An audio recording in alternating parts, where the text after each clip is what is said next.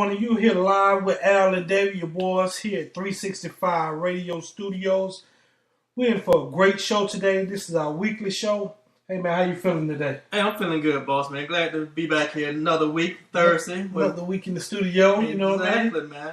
Hey man, we got a great show today, man. One of our main topics, man, for this week's show is the top 10 draft picks. You know what I mean? It could have went either way. With 1 through 10, I've been happy with whoever the Falcons picked up. However, we did pick up Jake Matthews, so I'm super elated with that pick also. But from looking at the draft picks this year, which one of those draft picks you think gonna have a outstanding or breakout year? Well, I think Jake's gonna be really, really solid for us. I think he's gonna have a good year, but I probably would have to go with Jadeveon Clowney. You think so? Yeah. You think?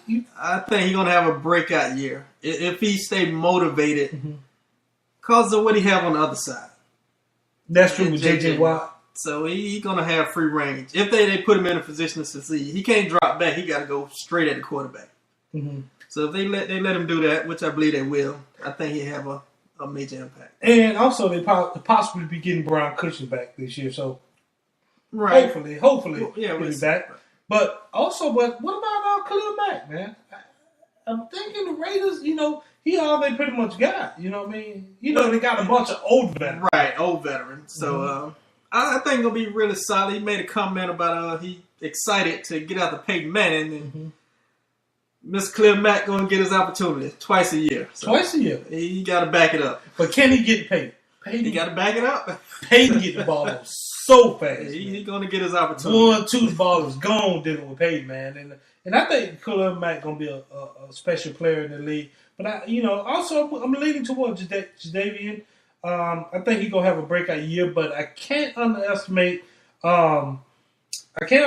Greg Robinson, man. I think he's going to be a monster on left tackle. Sammy Watkins for Buffalo. You know what I mean? So I think those guys gonna also have a great year. But one of the surprising people that might have a great year to me would be Eric Ebron. Oh yeah, he should be good up in Detroit. You got Kevin Johnson. They got some pieces up there. They brought in Golden Tate. Yeah, Golden Tate. So he should be just fine. Matthew Stafford got a strong arm, so Ebron won't get the majority of the coverage rolled to him. Exactly. Of course, it's going to be rolled to Kevin. So he should have that one-on-one coverage, and he should be just fine. And you still got Reggie Bush in the backfield, so you can't stack the box because now you got 3 weapons out there. You know what I mean? So Detroit going to be we're going to see those guys some part of the year, the Falcons in Detroit. Right. Over in London this year. It's going to be a great matchup. Last year, with this matchup, I'd be like, man, they're going to steamroll us. But now that we got some pieces on defense, I think we got some for him this year. Hopefully. Right. It should be a good game. Man, you got a brand new coaching staff up there as well. So it's going to be a good game, I think, over in London this year. But back to the draft picks. Out of the draft picks out of the top 10, we got to deal with let's talk about the NFC South a little bit. Okay.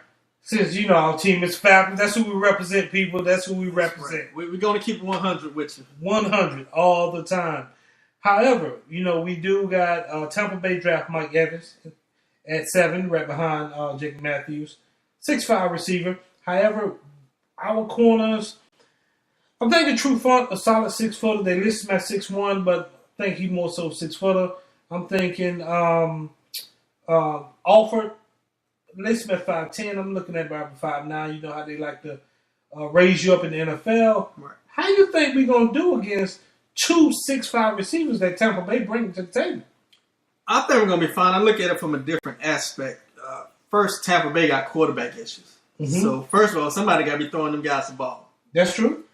So, we got to determine if it's going to be Mike Glennon or Luke McCown. But with all that set aside, I think we'll be fine. We did pick up Southward, who's 6'2", who's a big guy himself. Mm-hmm.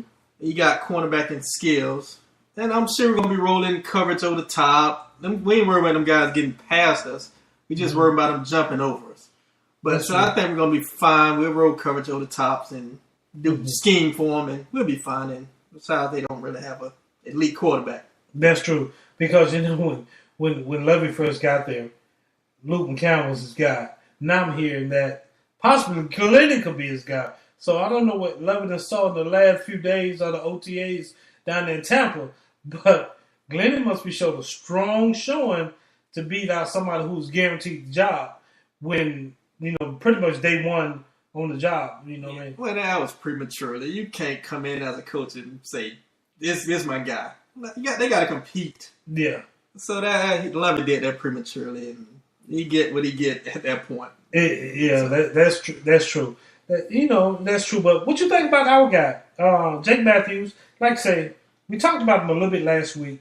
However, I think it was an outstanding pick. He got great football genes in his blood with his father playing 19, 20 years, Bruce Matthews, on the line, on the offensive line. His uncle played, I think, 17 years. Some of it was with the Falcons later in his career. His cousin up in Green Bay, Clay. And then he got another cousin, I think, played for Philadelphia.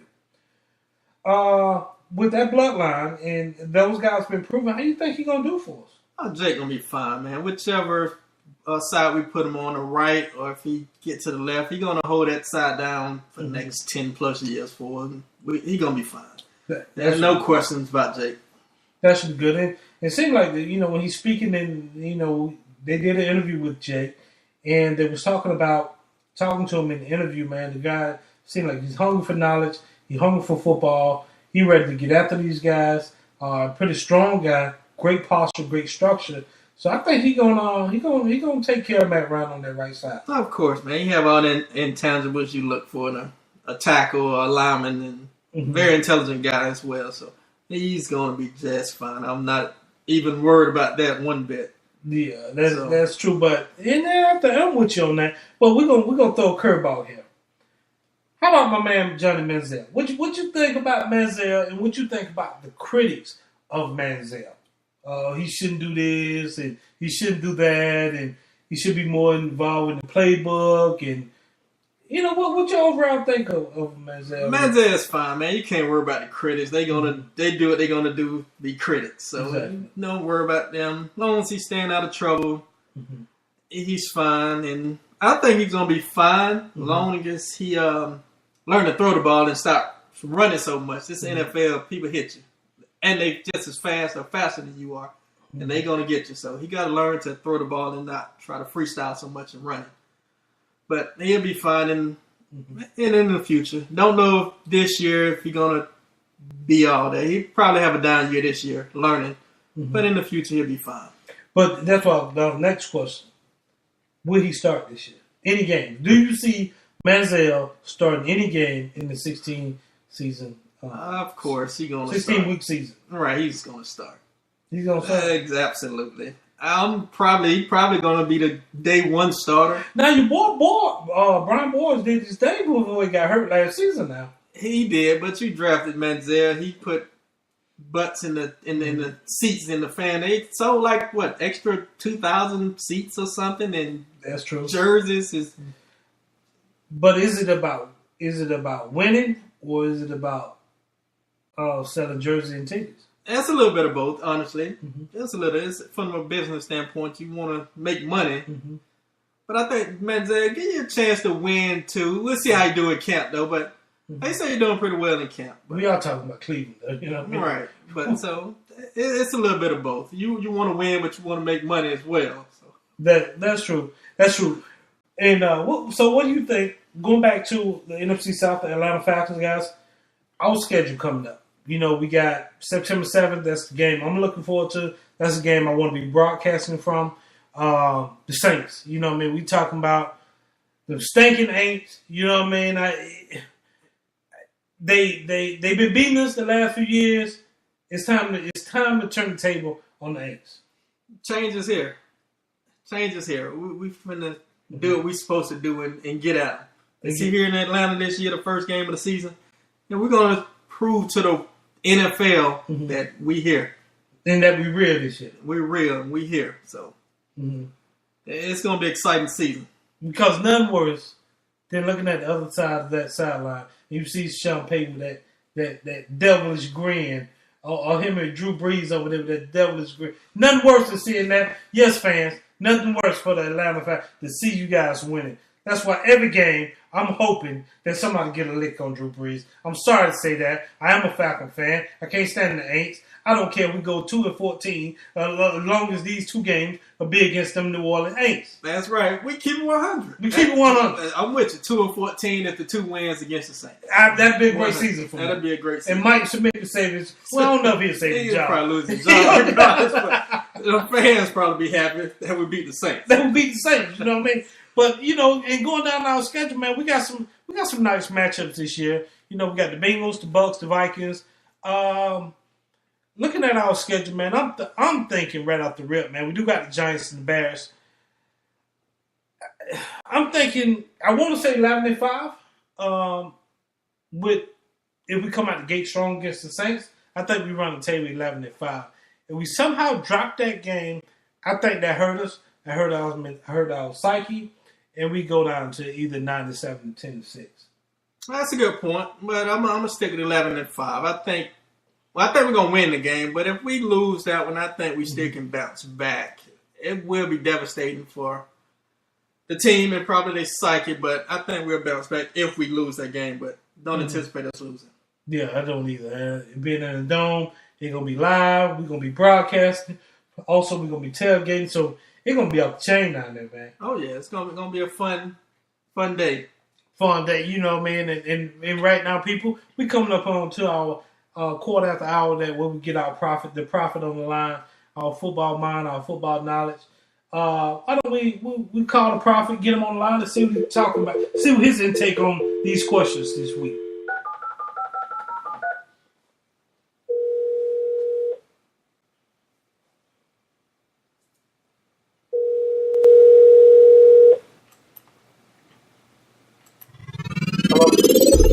Prophet, it's your boy Al, the GM, and David, the captain, man. Here we want to get you on the line. We talk about this year's draft pick and see who you think will have a breakout year in the top 10 draft picks this year. All right. Well, as I looked it over and stuff like that, top 10, it really came down to Sammy Watkins and Khalil Mack.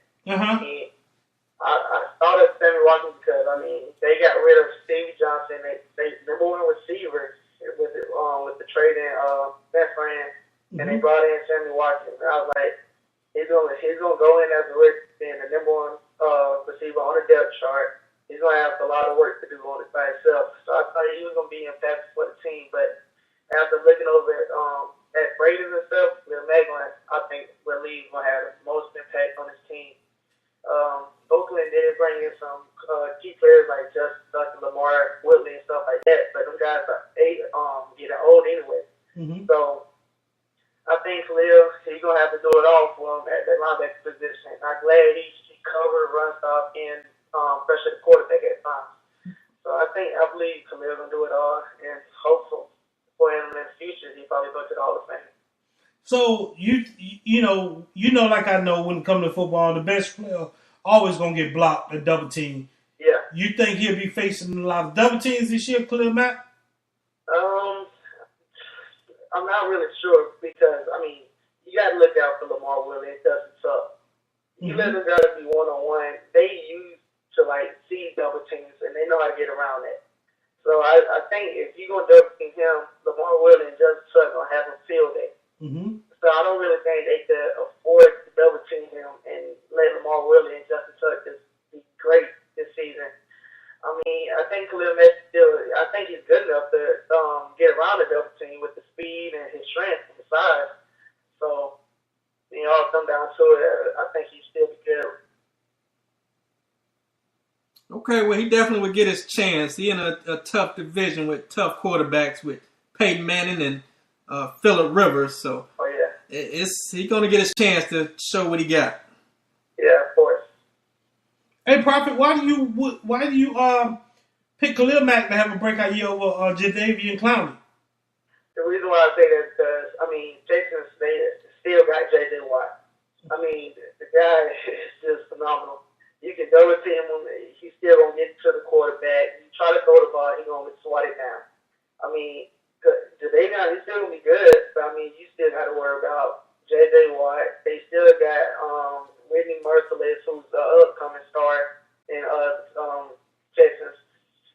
think, the Davion still gonna be good, but I think Khalil Mack, he got to do more. Mm-hmm. He got more to prove.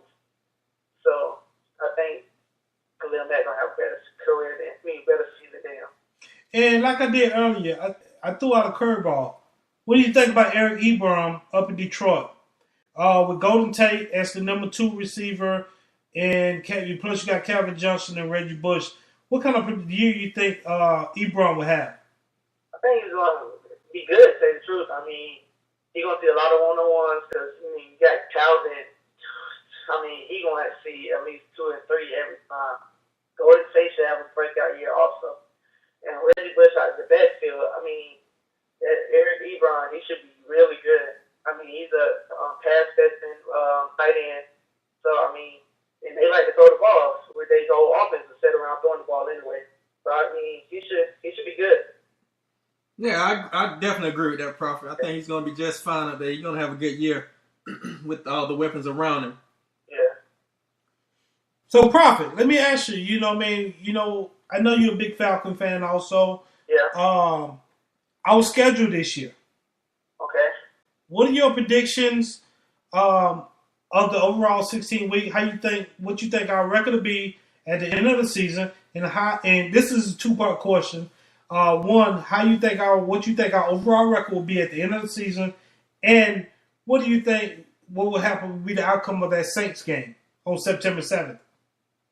I believe this schedule, it's pretty tough, but it's not too tough for the Falcons. They made a lot of off-season changes, and I think the boys are ready to play. I see them going no less than 10-6. 10-6 and 13-3 is between them two is what I predict the Falcons to be. That game, the first game of the regular season against the Saints, is going to be a tough game, but I think the Falcons can pull it off and beat them. It's more momentum. We on our side. We got stuff to prove. Our coaches is pretty much, on the hot seat to me. They brought in more tougher players. That's what Austin Saint wanted. So he got it. So I believe that they're going to have a good season, and I think the Saints, I hope we smash them in the mouth.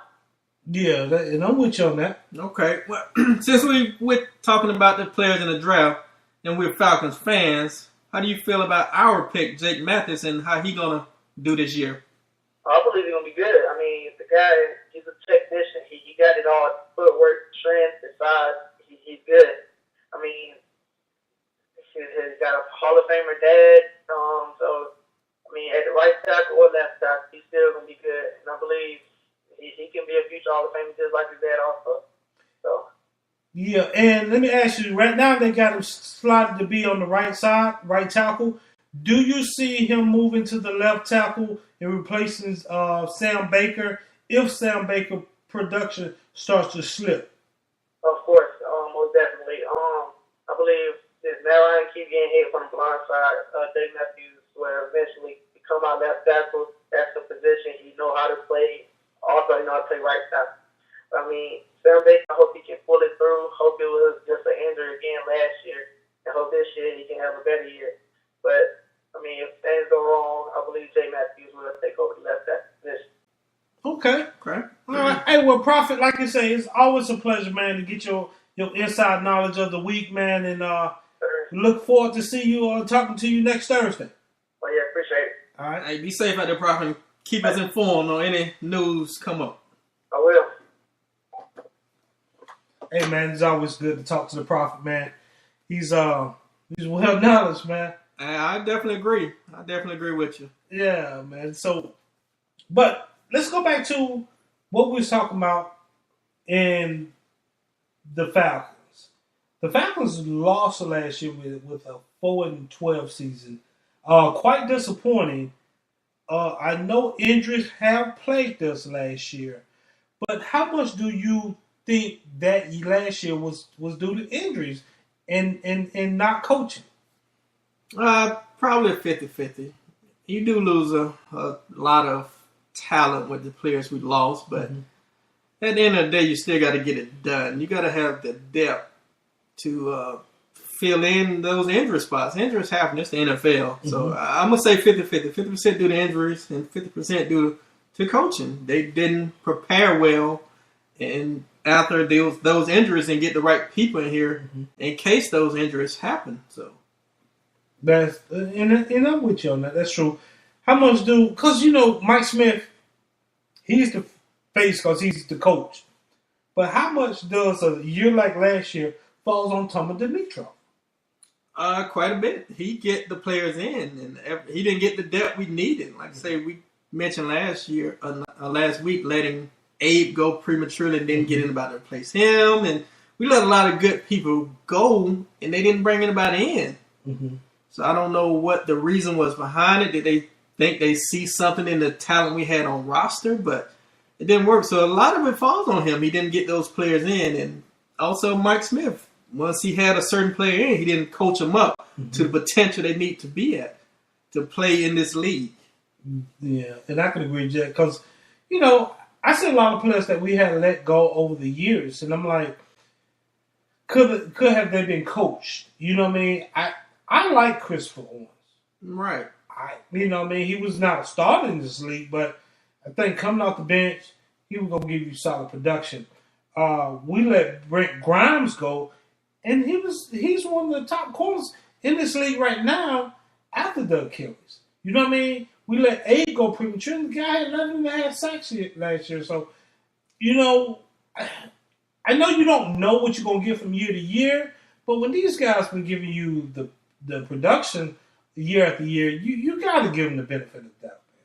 Right, but the reason they did that, because Dimitrov come from that Patriot way, that Belichick system. Mm-hmm. And you know how they work. Unless you Tom Brady, you ain't getting paid, really. Yeah. And that's what Dimitrov tried to bring here, and it backfired. Yeah. It doesn't work. For us, it didn't work. It didn't work for us, you know what I mean? But Arthur Blank kind of made it known this year. You know what I mean? We got to win this year. I'm going to spend the money, I'm going to lay it out, but if we not winning, I think some heads going to roll. Of course. And since we're kind of into that point, we're going to get to see it this year on the HBO Hard Knocks.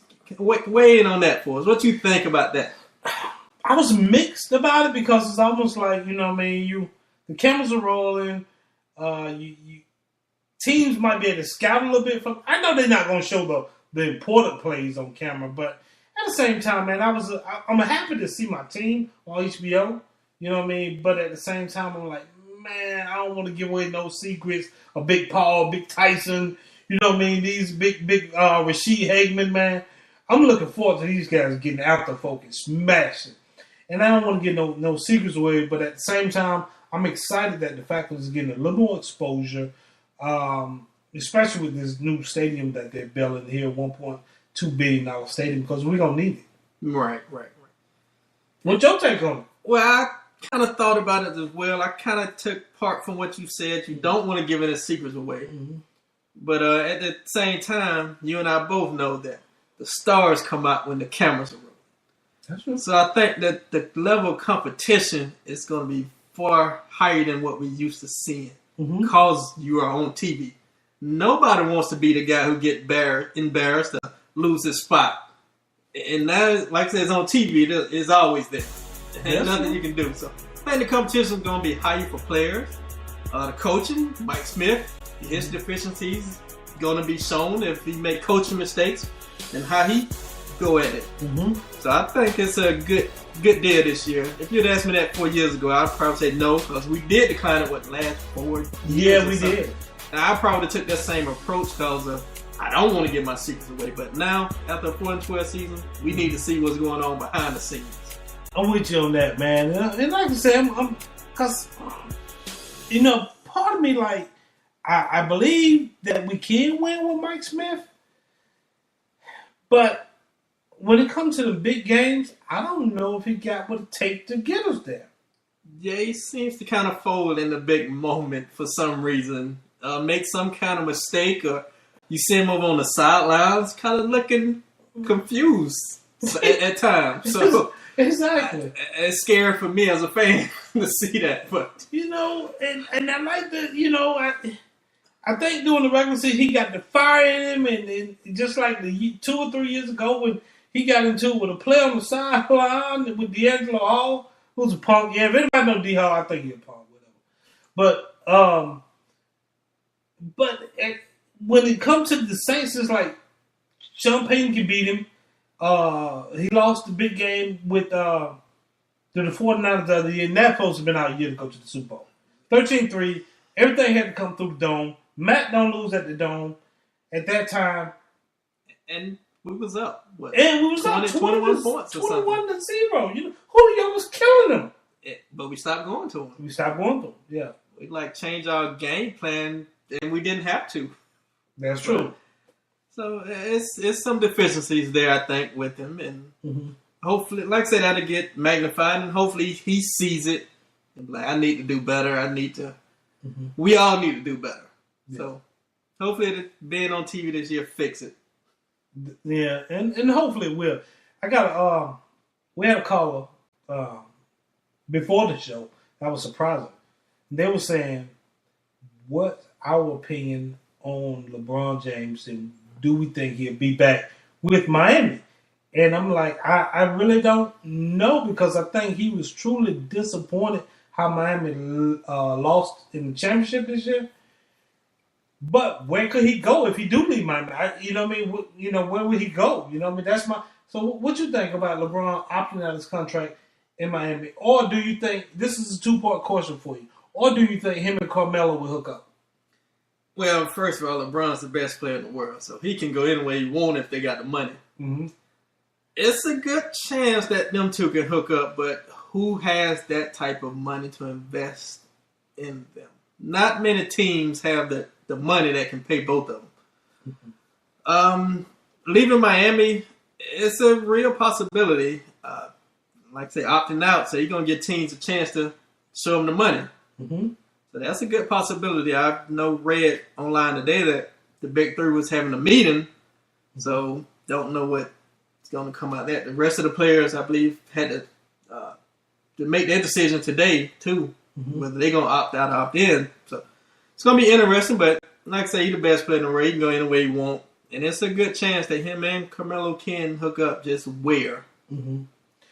And seeing what you see in the championship, in basketball, is Dwayne Wade done? Yeah, I think he's at the end of that line. He had a great career, but the knees just don't look like it's holding up right now. They resting him most of the year to have him ready for that position, and he just didn't perform. And he looked decent in the Indiana series, but it's like after that first game against the Spurs, what happened? It's like all the magic was gone. Yeah, and I guess we can't take nothing away from the Spurs, too. They're a really good team that's fundamentally coached to do all the right things. Yeah. So I give them their credit. Maybe it was just them opposed to what Miami was doing. Maybe it was what the Spurs were doing to him, but he just didn't look like Dwayne Wade. And Dwayne Wade is due $42 million over the next 2 years. $20 million a season.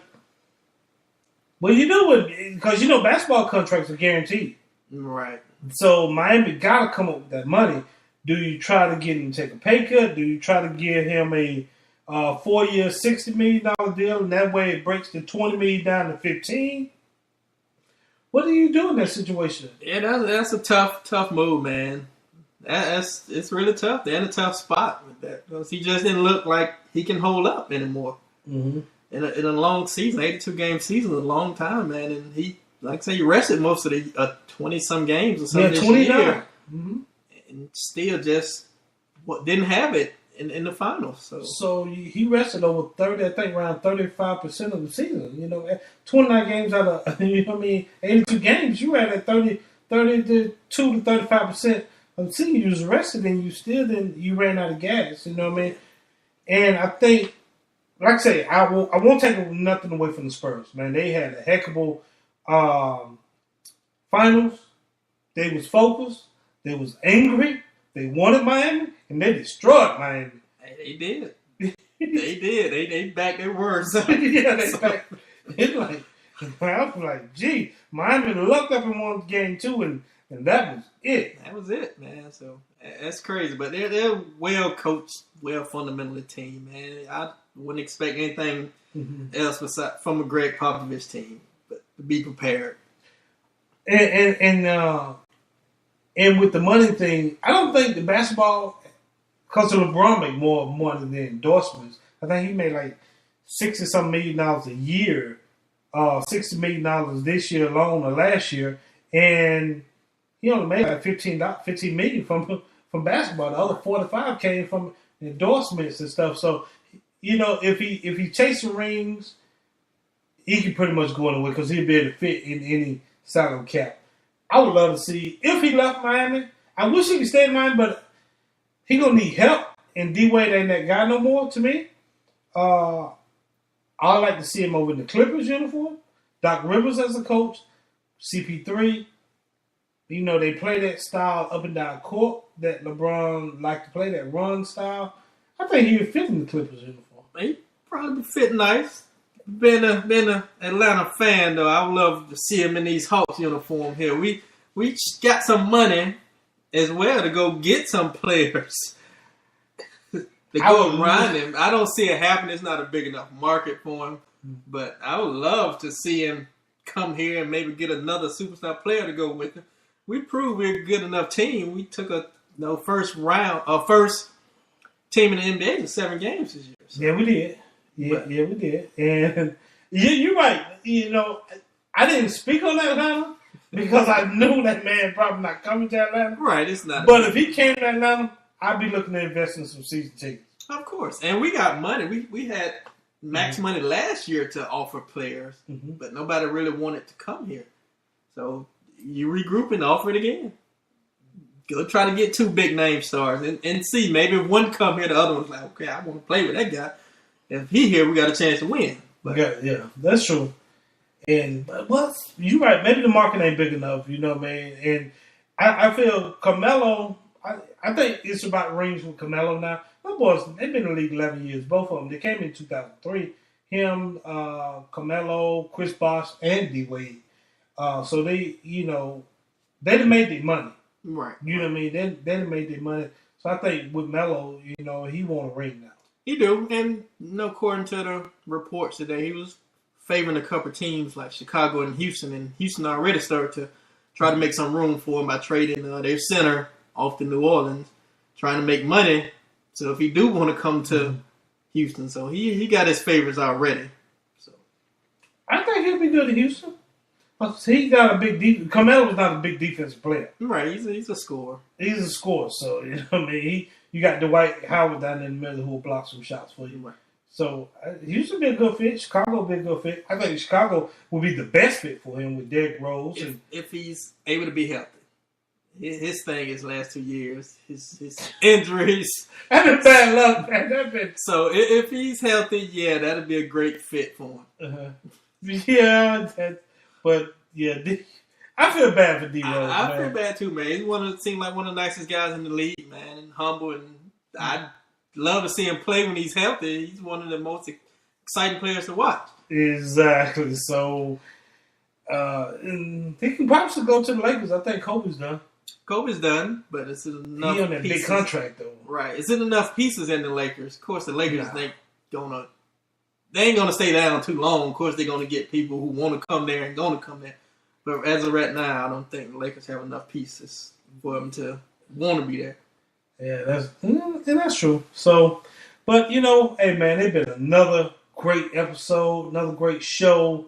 You hear live with Alan David, the GM and the captain, man. 365 radios, man. We live in 365 studios. You got something you want to say to the people, Captain? Hey, until next week, them boys be back next Thursday. Rise up, ATL. Rise up.